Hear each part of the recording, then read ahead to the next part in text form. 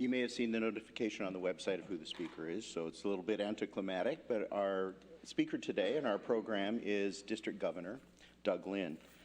Doug actually is returning home. He was born and reared is the correct word, not raised, reared north of Vermillion on a farm, 2 miles east of University Road, or whatever road that is, in the Dalesburg area, so up near there. He was raised on a farm by his parents, had one brother, one sister, later went into business with his brother. He attended the Marshalltown County School and then graduated from Vermillion High School, went to Gustavus Adolphus, and then eventually graduated from the University of South Dakota. Oh, St. Olaf. Get the wrong one. Ooh. Yeah, that's a big mistake in those two.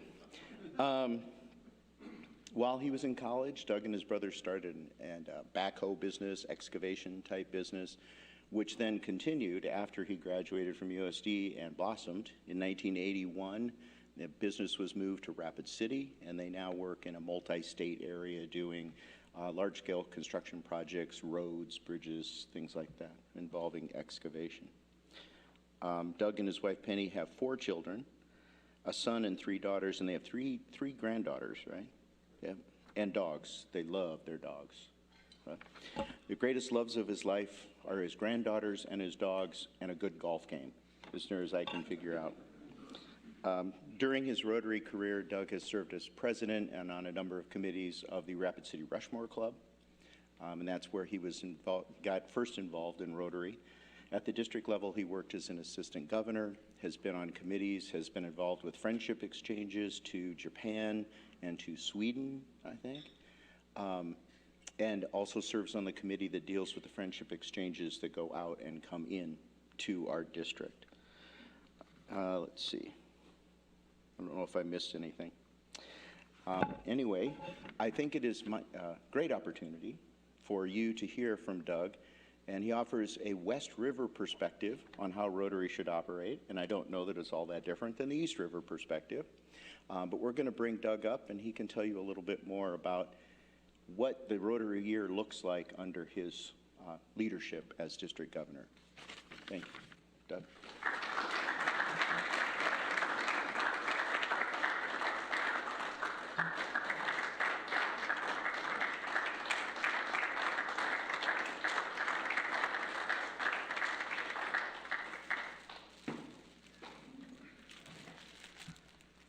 Well, thank you very much, Chuck, for your kind words. Before I get into my address, a couple things I would like to take care of. First of all, Nick, if you'd come forward, please.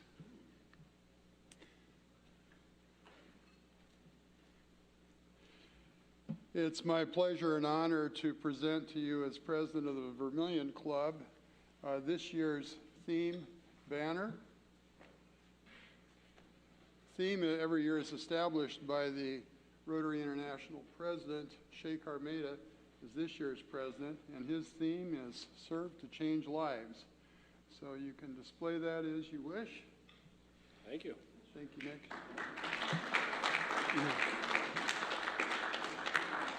And also in our presence, we have, I'm honored to serve this year with 2 great individuals who graciously agreed to serve as part of the leadership team, one of which has long been a member of district leadership in our organization, continues to serve as a committee member, public image, and that is your own Chuck Lubers. And Chuck, would you come forward?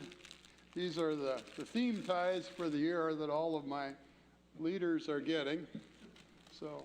Because there's nothing better than me in a tie. Thank you, Chuck. Thank you. And also Chairman of our Rotary Youth Programs this year, Patrick Morrison. And thank you, Pat, for all your service. And thank you very much. So that's out of the way.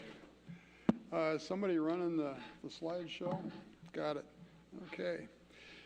I'm so happy to be here today, and as Chuck had mentioned, and several other people have mentioned, this is truly homecoming for me. This is where I was born and reared. I just learned that new word, born and reared.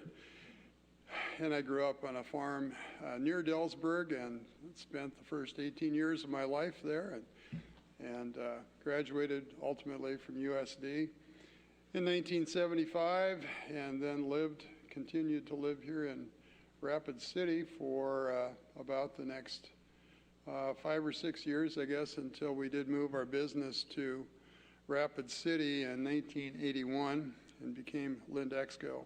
This year, Lindexco is enjoying its 50th year in business.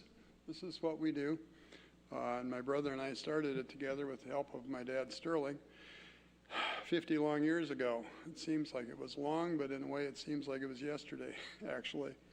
So my brother has since passed, so I'm the sole owner right now and in the process of selling the business to 2 young partners to see it continue.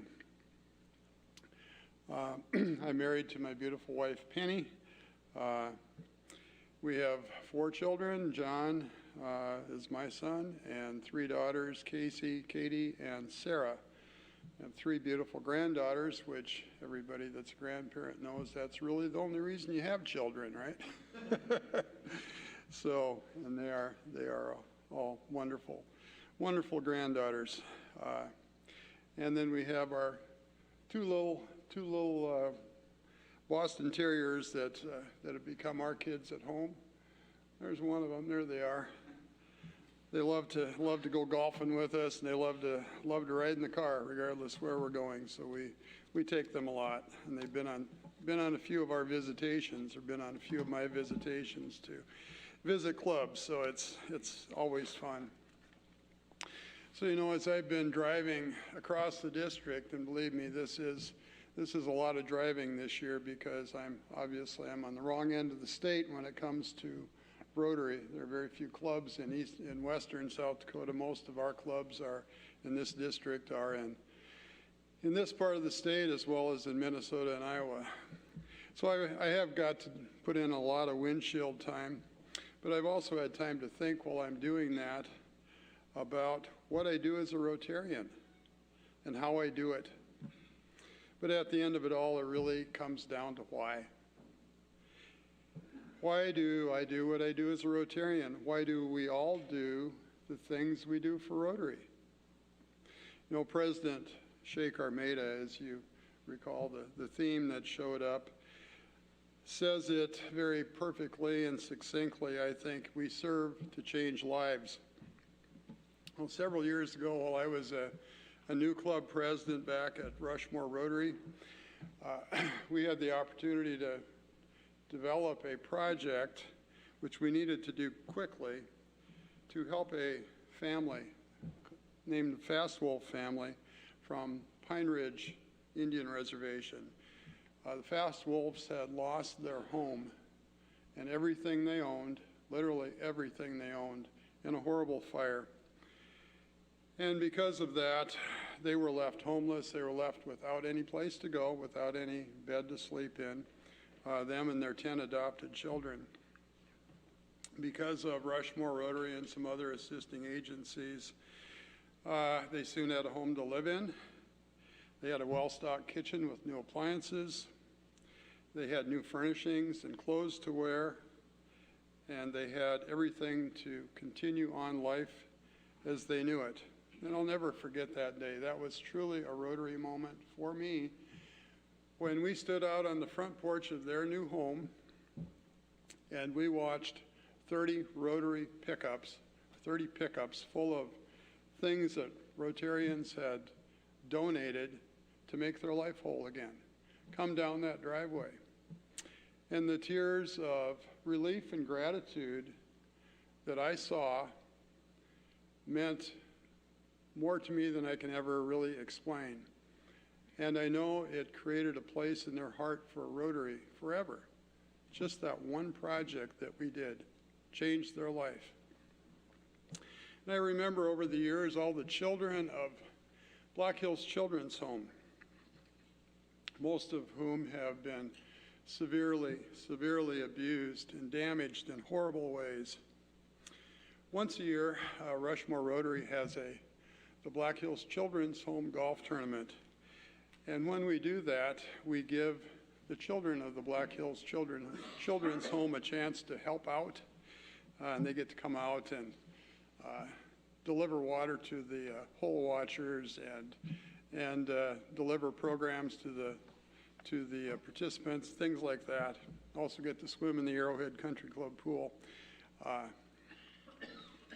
But they love to be a part of it. And also once a year, Rushmore Rotary has a special Christmas program for the children's home kids, where each child gets a special present picked out just for them, which to them, in some cases, probably is the only present that they will get, and it means the world to them. Now, this is my why. This is why I do what I do, things like that. I've got a long list of whys, but those are a couple examples. This is why I'm a Rotarian. You know, most of us joined Rotary because we were asked. Some friend asked us. We joined a network, and we joined maybe to make some new friends, some business connections. Now, we became Rotarians when we found our why. Now, whether your why is brightening the life of a child, or maybe it's bringing clean drinking water to some village far away that needs it, or maybe raising money to forever wipe out the scourge of polio, or helping to make your community a better place to live. And I know there's a lot of that goes on here in Vermillion because of Vermillion Rotary. So what is your why? Can you tell that story to others? Because remember, there are no two Rotarians that have the same why. You know, President Mehta, our new incoming president, has found his why in empowering girls and ensuring their access to education and resources and services and opportunities so that future generations of women leaders will have the tools they need to succeed. Life for girls around the world is not like it is here in the U.S. We have no idea what girls around the world have to go through. And because of that, he has made this his mission to change that. He says, service is the rent I pay for the space I occupy on this earth, and I want to be a good tenant of this earth.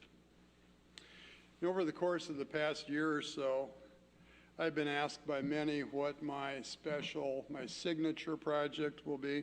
And apparently that's traditional with district governors that they come up with a signature project. And I did think long and hard about that, and I had many ideas, but finally I decided that the thing that is the most importance to me, the thing that has the most urgency to me right now, is the health and well-being and positive growth of our district. You know, as we finally begin to enter this post-pandemic era, we as members of District 5610 must do everything we can do to grow our membership. We've all suffered and we've all lost in terrible ways over the past year and a half or so because of COVID-19, and so is Rotary. So how will Rotary serve and change lives during these times of transition? Part of our district's strategic plan is called the Trilogy. There are 3 legs to the Trilogy, the first of which is membership. We must have members to fulfill the Rotary mission. If we have more members, there will be more resources available to use by our project funding arm, another leg, the Rotary Foundation.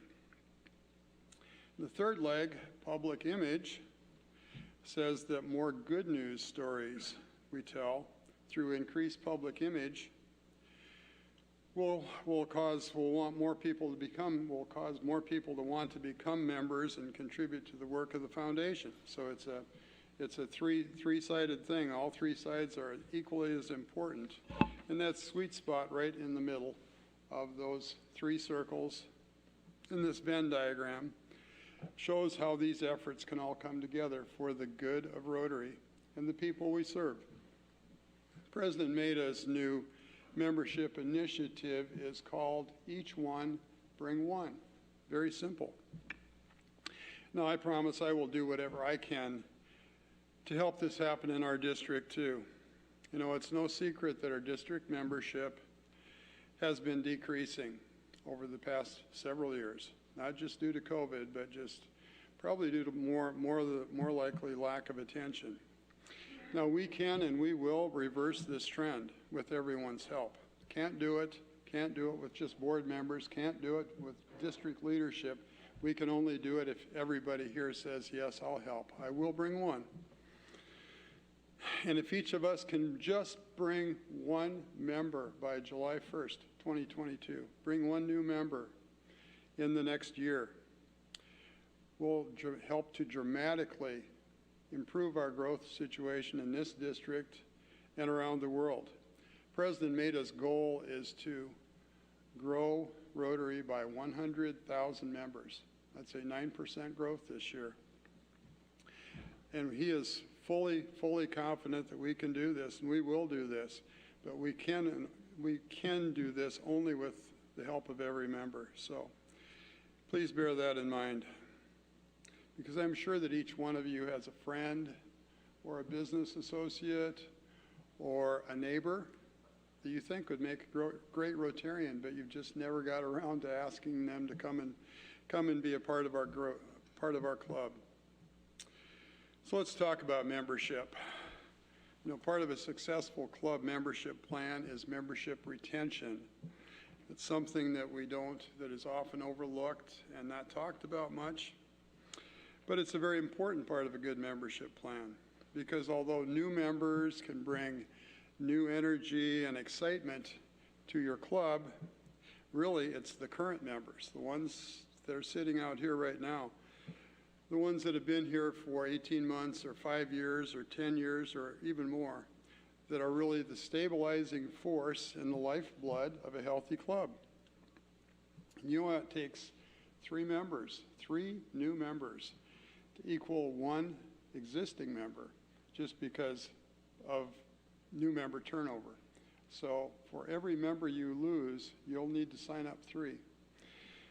We talked about it at the board meeting, how important and how simple it is really in a lot of ways to restart your club with the help of everybody here. If you see somebody here or if you don't see somebody here that was here a year and a half ago and they're a friend of yours, call them. Say, you know, we really miss you, Joe, or we really miss you, Bob. We haven't seen you for a year and a half, and I know that it's been a tough year and a half, but now we need to see you back. You're missed, and we need your help.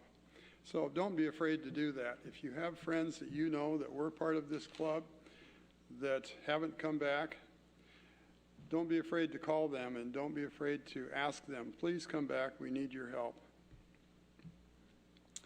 There are 3 parts of the new retention plan, which I'm calling intentional retention, that are integral to making it successful. First of all, member engagement. Now, we've all heard as a part of membership plan how important it is to engage new members. Well, I'm telling you today that it is not only important to engage new members, it's important to engage all members. All members are engaged somehow or other in committee work or in leadership track or in project involvement. If they're not, they need to be, because being engaged gives value to belonging to this organization. Secondly, member tracking. Somebody here, I'm sure, was taking attendance today, and oftentimes attendance recording goes just that far. Well, it can be used in other ways. Membership tracking can be used to look at who is not here, not just who is here, but who is not here. Those members who have not been here for 3 weeks or 4 weeks should be a reason of concern for you, because after 3 or 4 weeks it becomes more and more difficult for a member to return.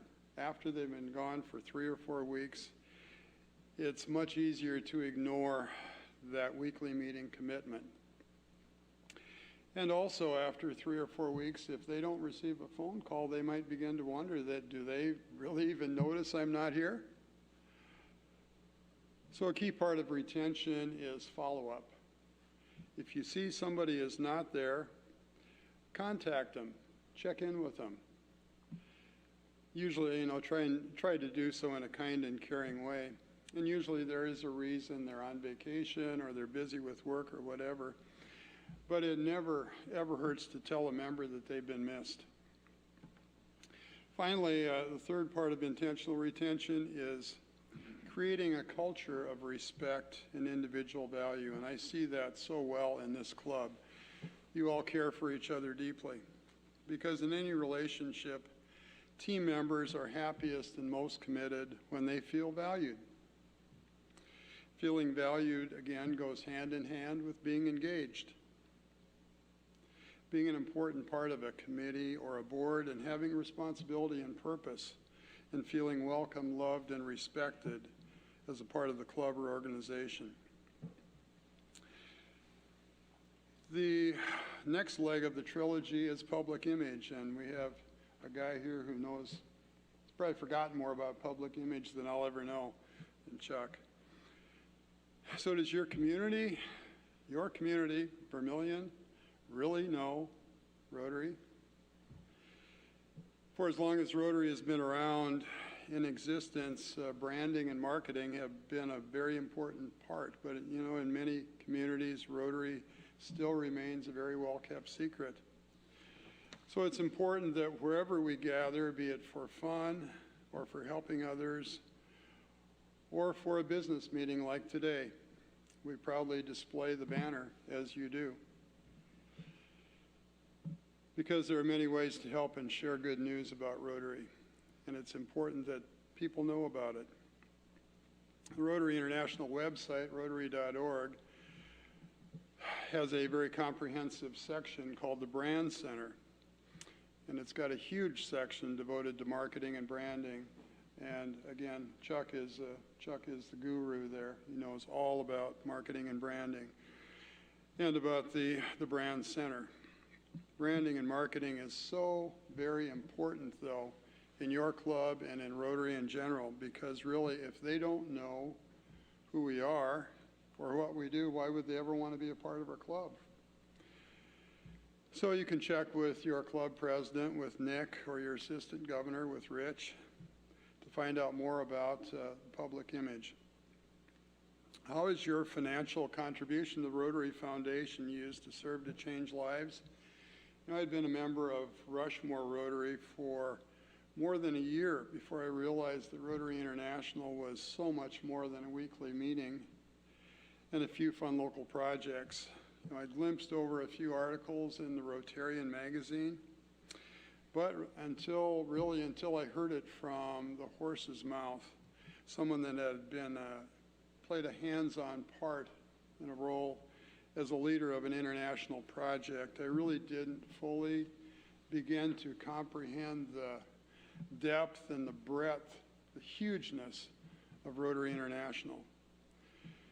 My first exposure was a speaker at a district conference talking about bringing safe water to a community in Guatemala where people, and this was usually the women of the village, had always had to carry water in vessels over their shoulders for a distance of 7 miles each way, just so they could have clean water to bathe their children in and to cook their food and to drink every day, 7 miles each way.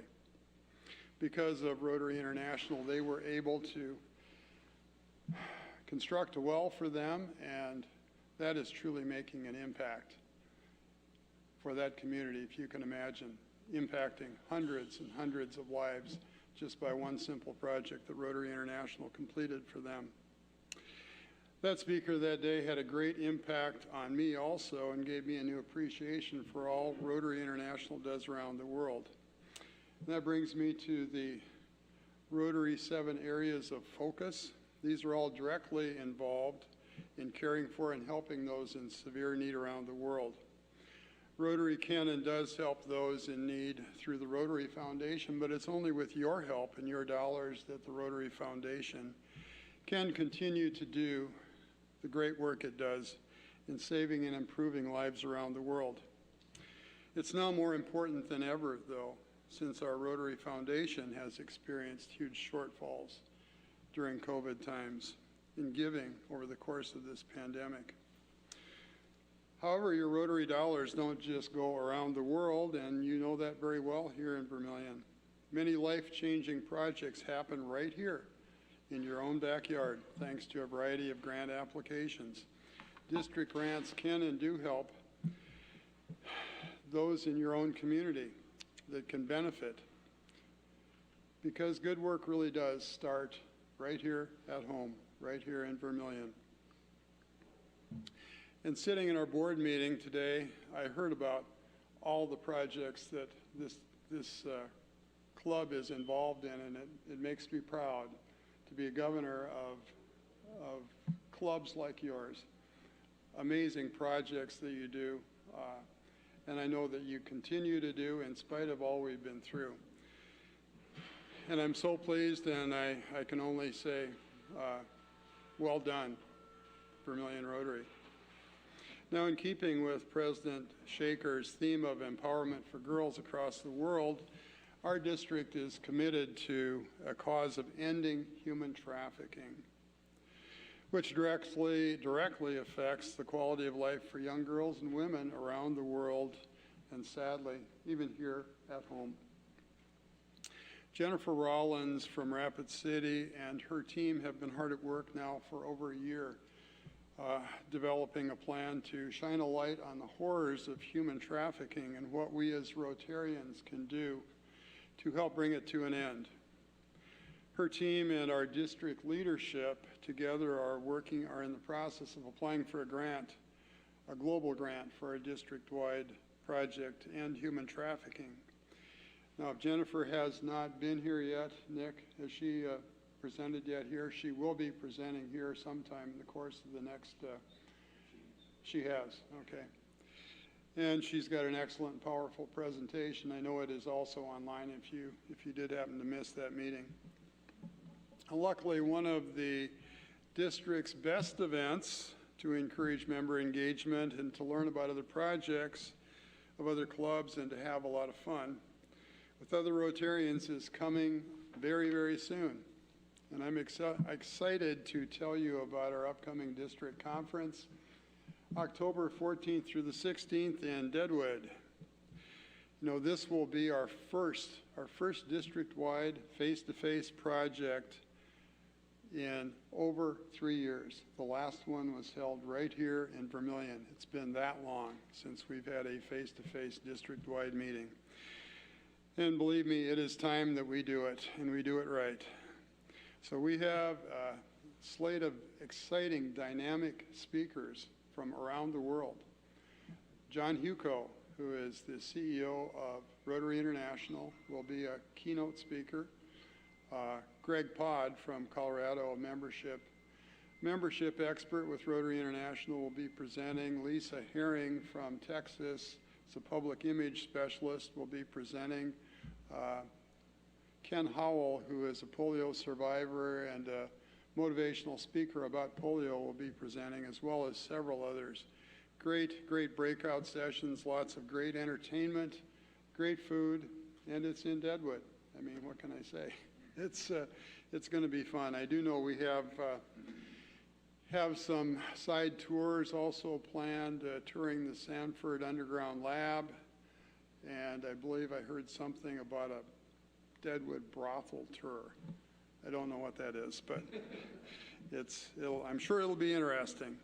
So if you've never been to a district conference before, you've been to several, this is definitely one you really want to try to attend. I know there are some early bird specials, I believe, floating around out there. You should have all gotten an email regarding the upcoming conference, and I strongly encourage you all to seriously consider attending. For those newer members that may not know, this is free. This is part of your what your dues go to pay for. Now, obviously, the lodging isn't free, and the transportation to get there isn't free. The money you spend at the poker table is not going to be free either. But the conference itself is all free. All the meals, the speakers, the breakout sessions, the education, training, the House of Friendship, everything there is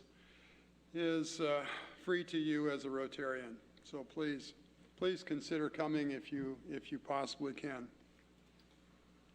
So this year, in closing, I just want to say that my goal this year as a district governor, as the district governor of 5610, is to empower every club, every Rotarian to make an impact on the world, whether that's someone who needs you across town here in Vermillion or someone who needs you on the other side of the world. Because we are, at the end of the day, all about service above self. So as you can see, District 5610 is busy, and it's thriving despite of all we've been through. At International Assembly, my district governor's training, which was held, unfortunately, virtually for me, via about a month of Zooms. And hopefully by the time Rich gets there, he'll be enjoying the time in Orlando, Florida, which is now where it's held. But at any rate, one thing that I learned at my district governor's training was something that President Mehta said that really, really hit home to me. And that was that the light at the end of the tunnel, this pandemic tunnel, is here and it's now. It's done. We are in the process of getting it behind us. Now, we do have to always keep safe practices in mind for our members. First and foremost, we always keep safe practices in mind for our members. But then we need to move forward with positive and intentional purpose. The past year for many of us has been a time of reflection, some cases a time of isolation, and a time of self-awareness. But now it's time to come together in fellowship, enthusiasm, and fun, to do good and to make ourselves, our communities, and our world better and stronger. Thank you.